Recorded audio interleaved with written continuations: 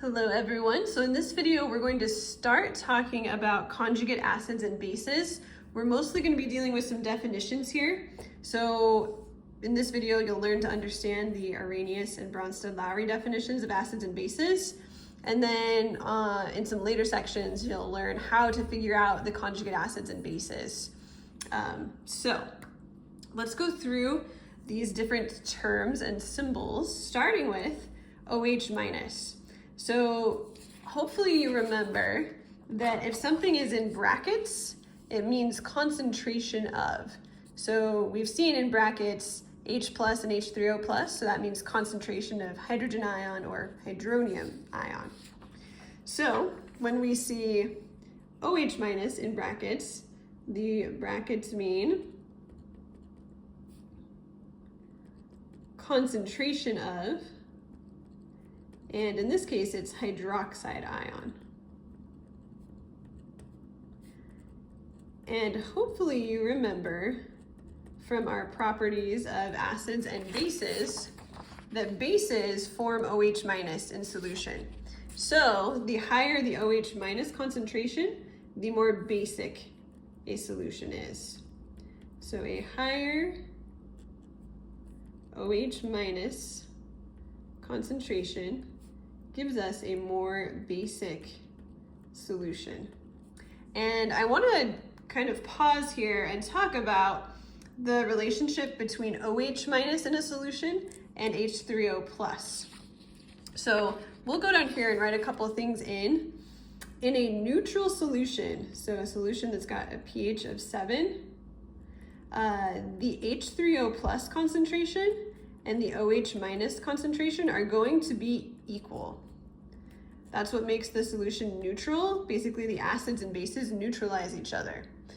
So a pH of 7, it's not like it doesn't have either of these, it just has equal amounts of those two. If your solution is acidic, that means that the concentration of H3O plus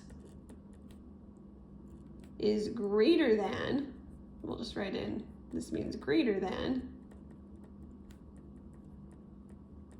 the concentration of OH minus.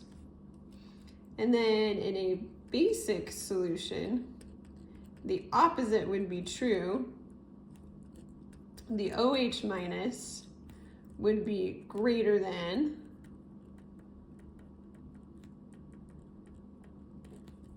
the H3O plus. All right, so let's go back up to our definitions now. So we've got Arrhenius acids and bases and Bronsted-Lowry acids and bases. So these are just different ways of defining acids and bases. The Arrhenius definitions are narrower definitions. So we'll just say these are narrower definitions. They include less things. But these include our stereotypical acids and bases. So according to Arrhenius, an acid is any substance that produces H plus in solution. And a base is any substance that produces OH minus in solution. Okay, so that means the only things that can be bases are things that actually have OH minus, but it turns out there's actually many bases that don't have OH minus. So some better definitions that include more substances are Bronsted-Lowry definitions of acids and bases. So according to Bronsted-Lowry, an acid is a proton or H plus donor, meaning that it gives away H plus. So that's actually pretty much the same as the Arrhenius definition. You might be wondering, why are we throwing protons in here suddenly? So hydrogen ion, you've got to remember, hydrogen is a very, very simple element on the periodic table. It just has one proton and one electron, and when it becomes positive, it has given away that electron, and so it now literally is just a proton. A hydrogen ion is just a proton. So an acid basically gives away a proton when it gives away H+. So that's Bronsted-Lowry acid. A Bronsted-Lowry base, instead of bringing in OH-, we're just going to say the base is the proton or H+ acceptor. So it takes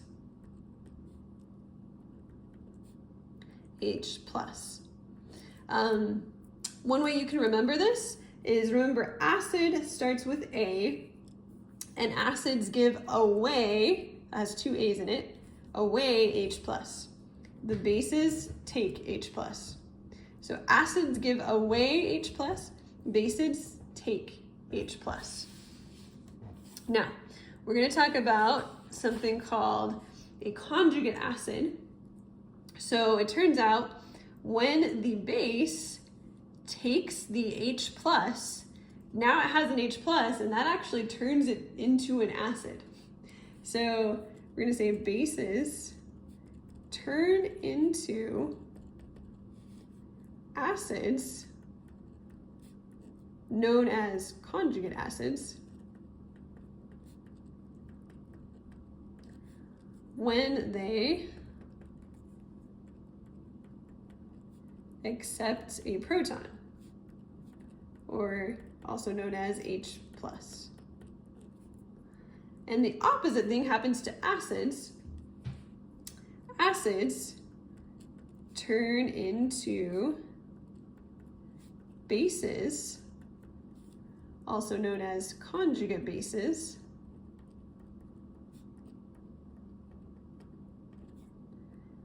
when they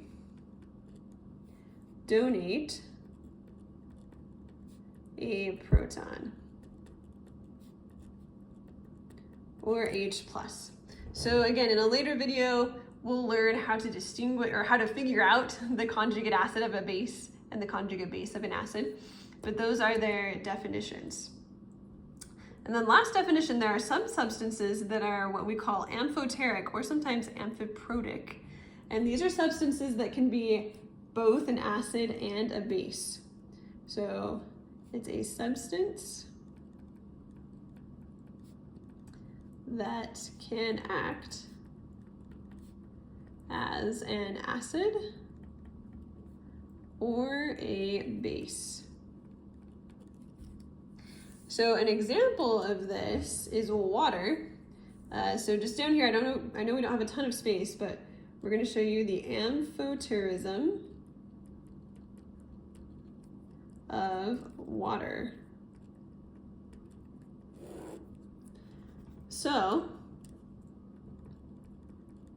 water can react with a base and act as an acid. So here, the water is giving away its H to the NH3, so it's an acid.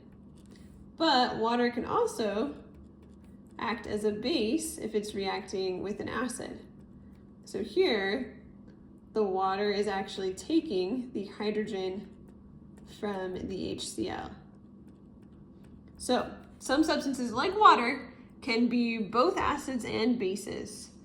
And this will make a little bit more sense in a later section where we learn how to figure out the acids and bases in a reaction.